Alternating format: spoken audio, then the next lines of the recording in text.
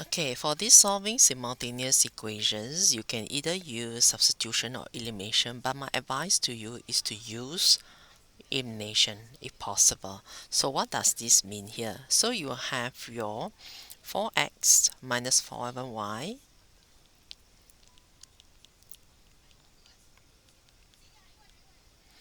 and you have 6x plus 2y.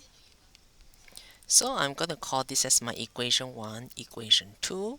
So you decide right now which one you want to get rid of, x or y. So maybe I want to get rid of my y, assuming. So I will take equation 1 times 2.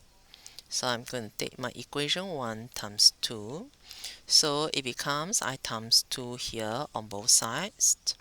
So I will have 8x minus 14y equals to 46.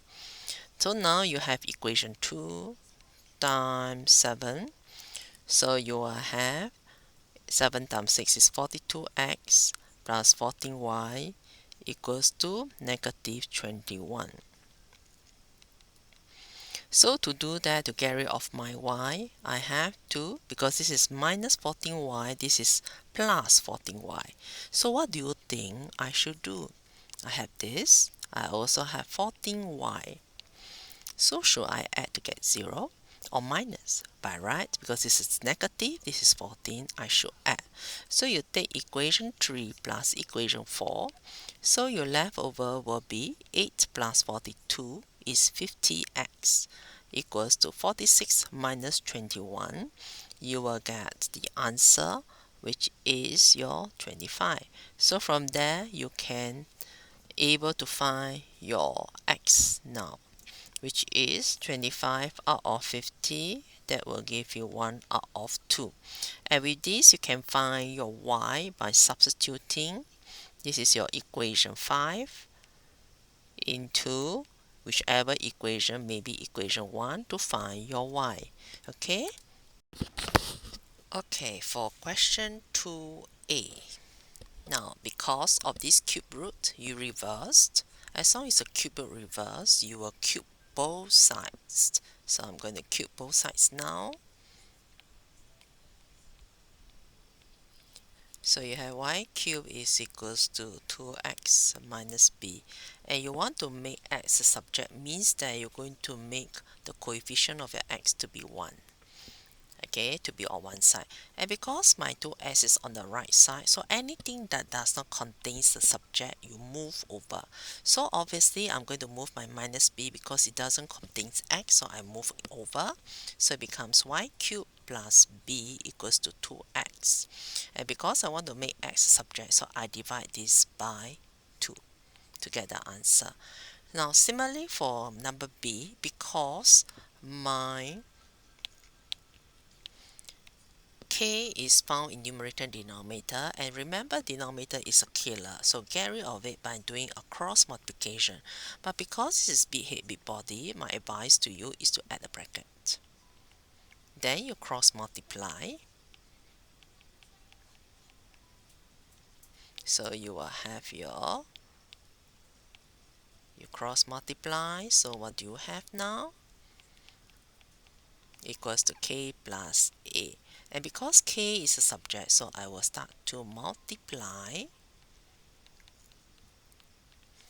And as long it contains any k, I will move over to one side.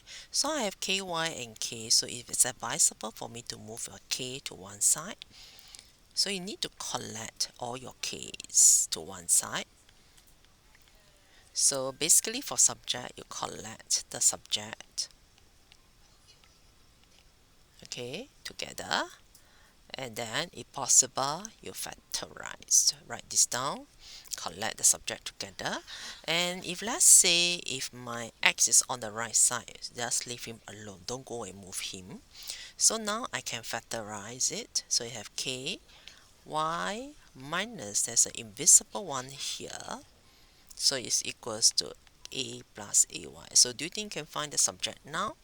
Yes, you definitely were able to do that.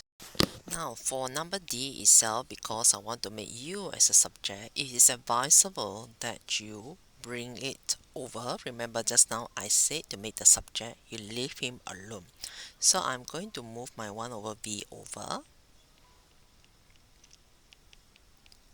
Now remember, you can't flip this because these are two terms here, so you cannot do this way.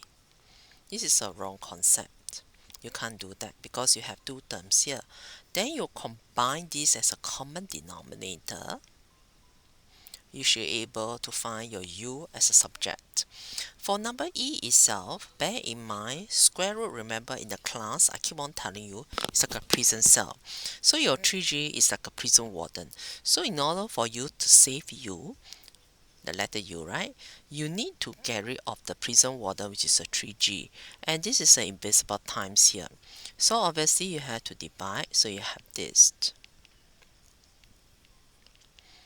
And then you square both sides.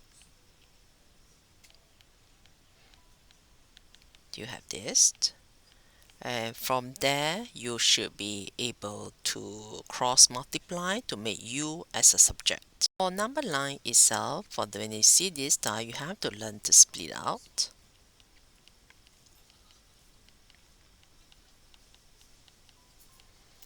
And as I mentioned, when it's an inequality sign, whenever the x is on the right side, don't change the position unless it's negative. So whenever you see this type of question, so bring this over, you have your minus 2 plus 3. Now how you read your inequality must know where your position is of your x. So if I write down this, it means that your x is greater than negative 2. Don't read negative 2. It's not easy. So read where your x is. So x is greater than negative 2. So similarly over here, my x is on the right side. So don't move him. And then you should be able to get this answer here. Okay, so now let's say if you look at this, so this is x minus 5. And always move because over here you have two brothers here. One is 1x, the other one is negative 3x.